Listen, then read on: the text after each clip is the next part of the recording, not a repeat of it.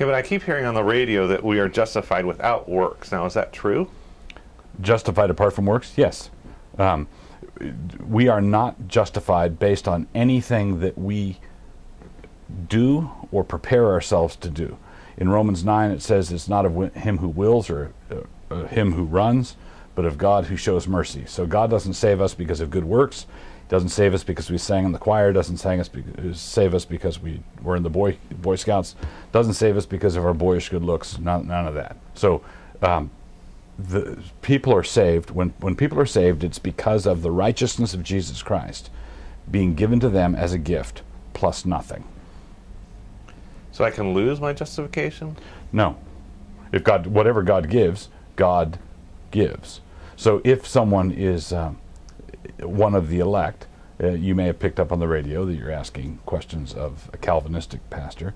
So we believe that God has settled and determined who is going to be saved and who lost from all eternity. If someone has, if God has begun a good work in one of the elect's life, then he will complete the good work that he began. That doesn't mean that someone cannot be attached to the church via baptism or false profession and baptism or all the different ways that people join the church. The wheat field, as Jesus says, has tares in it. There are weeds in the wheat field. But those people who fall away are people who fall away. They never had the root of the matter in them.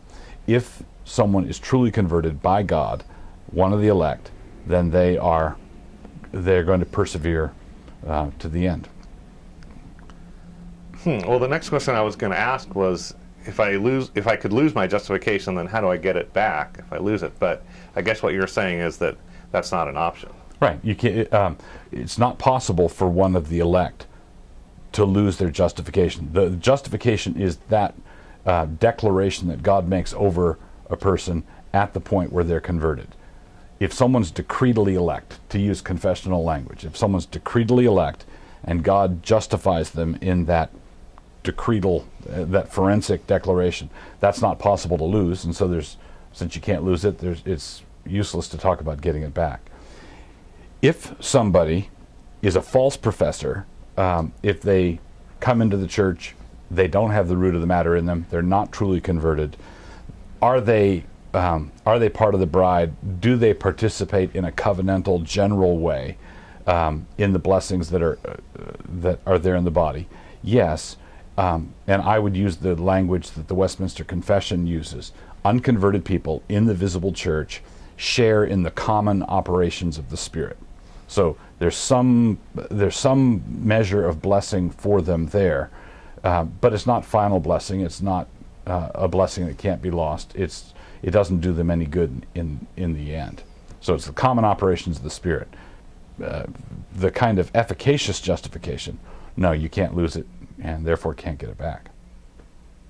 So at this point, in my understanding that I'm thinking this is all basically about my works, I don't get it, do I?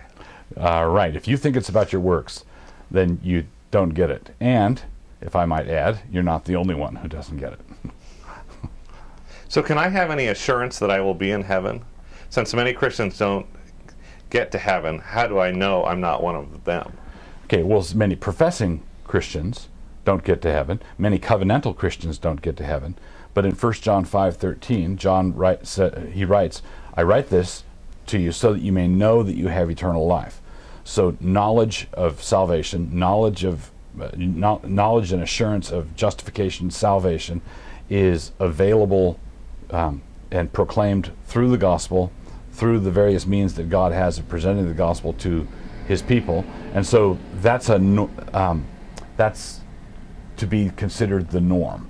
Knowledge that you are, that you're loved of God, you're accepted by him, that should be the Christian norm. So if someone says, well, you mean to say there are baptized Christians who are going to hell? And if that's the case, I'm a baptized Christian, how do I know I'm not going to hell? Well, the answer is that he's a skunk. You know, it says in Galatians 5 that the works of the flesh are manifest. The works of the flesh are plain. So if someone's a drinking, whoring, cocaine-using person and living like the devil, well, there's no mystery why he's lost. If you love Jesus and you love his people and you worship him faithfully and you love the things of God, there's no reason to be unsettled in your assurance at all. Martin Luther was once asked, how can I know I'm a Christian? And Luther said, well, say your prayers, man. Look to Jesus. Look to Christ. There's no assurance apart from looking to Christ. Okay, well, that's about the end of my question. So are the answers you've just told me and the way you've explained this, is this consistent with how the Federal Revision has been thinking and representing and what you've taught through your ministry? Yeah, it's consistent. I won't say that I've learned nothing over the years, but the thread of my answers here has been what I've been trying to communicate and what I've been teaching through this whole controversy. Yeah, so I've not changed anything fundamental. It was I came into the Reformed faith in the late 80s. So before that, I was an evangelical Arminian. When I came into the Reformed faith, it took a few years for me to come to the Reformed view of baptism, the broader covenantal view of baptism. So I became a Calvinist in 1988, became Reformed more broadly in '93, and since that time, I have consistently maintained the doctrines of grace, the 5 points of Calvinism, the 5 solas of the Reformation, and not only have I articulated them consistently, I've articulated them clearly, and I believe without ambiguity. And I think that there are some people who have a political need for me to have changed my mind, or they'll say, yes, he sounds orthodox now, but he's being disingenuous. So if you say things that sound like they're not orthodox, people will say, see. If you say things that are orthodox, they will say he's lying.